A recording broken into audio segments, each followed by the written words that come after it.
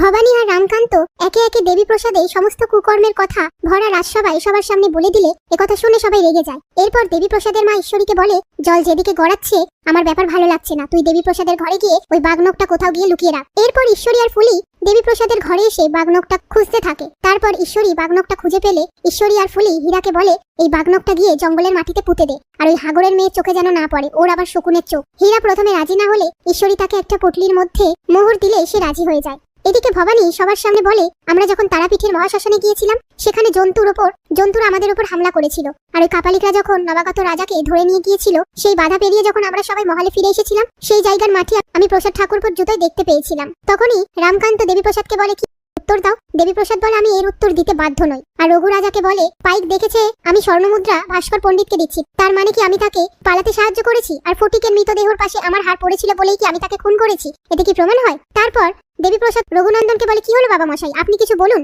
রঘুনন্দন বলে, হ্যাঁ, এটাতে তো কোনো কিছুই প্রমাণ হয় না। অন্যদিকে হীরাকে অন্য একজন দাসী দেবীপ্রসাদের ঘর থেকে বেরিয়ে যেতে দেখে বলে, তুই ছোট কুমারের ঘর থেকে বেরোলি, তুই কি লুকোচ্ছিস দেখি। এই বলে বাঘনকটা দেখে ফেললে হীরা বাঘনকটা তার হাতে দিয়ে সেখান থেকে দৌড়ে পালিয়ে যায়। তারপর সেই দাসী ভবানীকে বলে, হীরা এটা ছোট কুমারের ঘর থেকে নিয়ে পালাচ্ছিল, এটা কি কোনো অস্ত্র নাকি? ভবানী বলে, আমি দেখছি, তুমি যাও। এই বলে বাঘনকটা দেখতে থাকে।